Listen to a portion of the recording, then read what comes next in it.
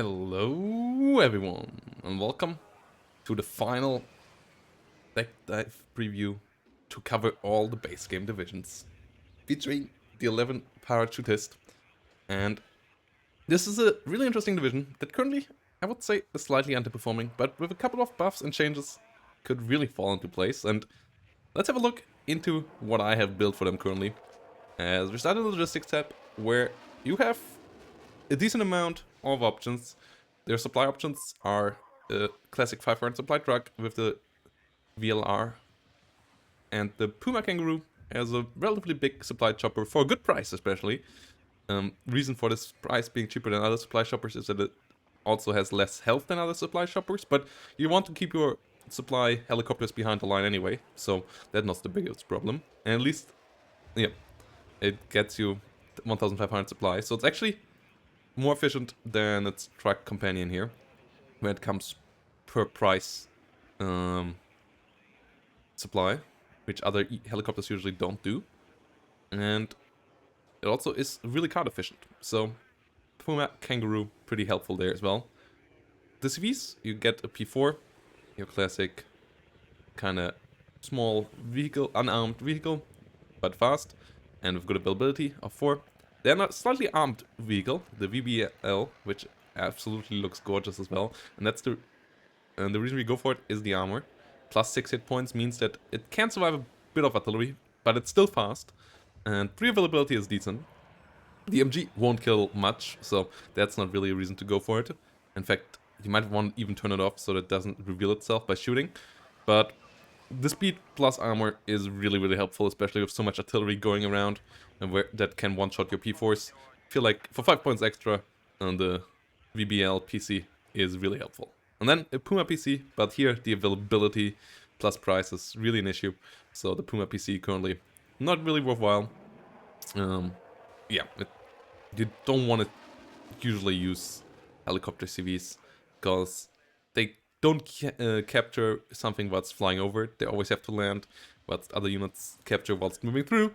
And you don't have too many spawn zones to capture on most maps, and especially not in 1v1 at the moment. There's no 1v1 map with, well, there's 2 ways, but there usually you can't get there. There's only 2 ways for a side spawn, and all the other maps don't have side spawns, so helicopters are not that worthwhile to bring, even in a division like this. Sadly, none of these here forward deployable in a airborne division, but you get that in the infantry tab, where we get our other CVs. So in the end, we have 9 CVs in this deck here, with the real RA leaders. Decent amount of hit points here, so it can take an artillery hit as well. Sadly, no AT on these, but most of the leaders here come without AT, so that's a bit of a shame. Having an AT weapon on one of these would be nice. Yeah, we go for this one because it has an MG. Could consider taking this one as well. The one down here only comes in a helicopter. I'm not a big fan of that. So yeah, we go with this one. Can be forward deployed. It's solid. MG is decent. So yeah, this is why we go for this one.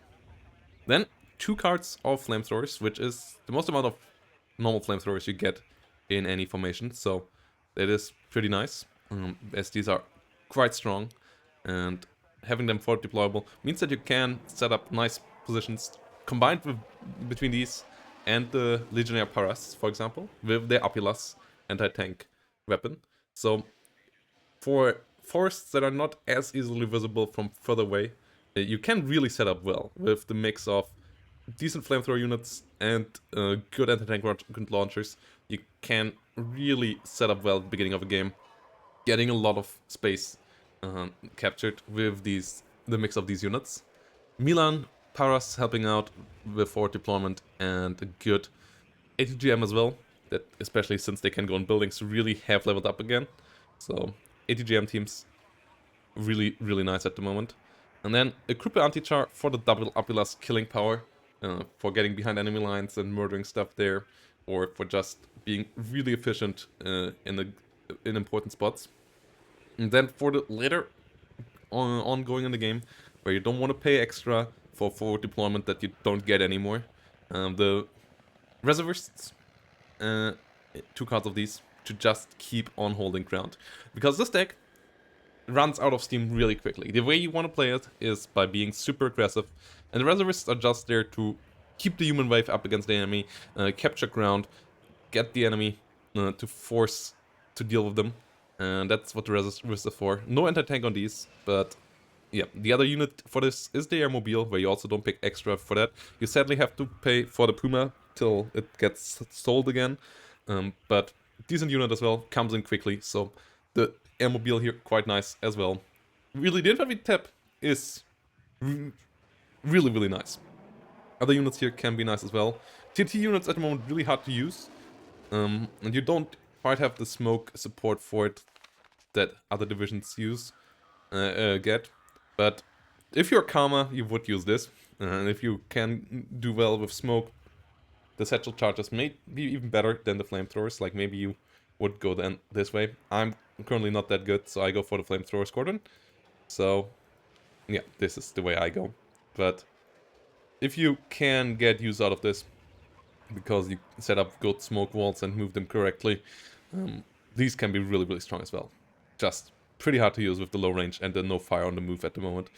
But Karma has shown multiple times lately that these can just destroy the enemy still. Artillery, we go with the howitzers, because that can be used for a nice spam. Yeah, smoke mortars can be useful as well, but as I just said, I'm not that great with it, so I go with these 2 cards to be able to set up a artillery spam that then gets me where I want to be quickly. And the long range, long artillery fight, long drawn out artillery fights with self-propelled guns, these will lose, but as I said, this division is all about getting where you want to be quickly. In the tank tab, this is continued, where you have the P4 Milan as cheap, getting around places, Milan carriers that are really, really helpful, and killing off big tanks with spam mostly. Milan, good damage ATGM, solid range, and this thing is super cheap for the killing power. Like, as you can see, it's way cheaper. It's half of what a Milan infantry team costs, so currently most likely a bit underpriced, but a really nice vehicle, as it also has good stealth. The Sagai, not so much of a good vehicle at the moment, but it's the only tank you get, and sometimes you need them, so they're around here as well. But they are one of the main reasons why you don't want to have a long drawn out fight. Long drawn out tank fights, just not what you're gonna win. Recon tab, you have a couple similar vehicles. Good when the enemy can't really shoot back, or when you can overwhelm the enemy, but not so good afterwards. The ALN L90 and the ALN L60. And then the Paras SAS. Decent loadout for deployment. Here also where you get some TNT. So yeah, these can be nice for that as well. Bringing them in a truck that gives you some recon as well. Eclair Paras for the anti-tank launcher. The LRAC with its 850 meter range. A pretty nice cheap anti-tank launcher. 15 penetration, still fine enough for all light vehicles at 850 meter range, plus a good amount of accuracy with 60% base accuracy is also really nice. Gazelle Cannon as a helicopter recon, and this is here to support the rest of your helicopter swarm, helping them with spotting the enemy so that they can engage the enemy when around. Then for 10 points more you get a cannon that is you get a 20mm gun that is somewhat helpful, not the most amazing, but I feel like it's worthwhile paying it over the lease, because they can help out with shooting the enemy as well. And then a unit you could also maybe consider here is the VBL Milan. But with so many P4 Milans, I don't think you really need it. Though you could maybe use it for the P4 Milan swarm, like putting one of these in there for the spotting. That's maybe a consideration worthwhile taking, like doing it like this. And then having this in the swarm of P4 Milans to find enemy tanks and hunt them down. That's a worthwhile consideration. And then in the AA tab, you sadly are pretty underrepresented as well. The Gazelle Celtic is currently just not that great. The range is not that amazing. And with 4 hit point it loses out against any other thing that can shoot back to it, usually. So, for 65 points, that's pretty expensive for a unit that dies really quickly. Your normal Mistral's teams are decent, as they have a solid rate of fire, and the Mistral is a pretty good man-pad, but that's basically all you get in this deck. The Pamela has the issue that it has low rate of fire for its Mistral, and the 20mm guns are just really weak.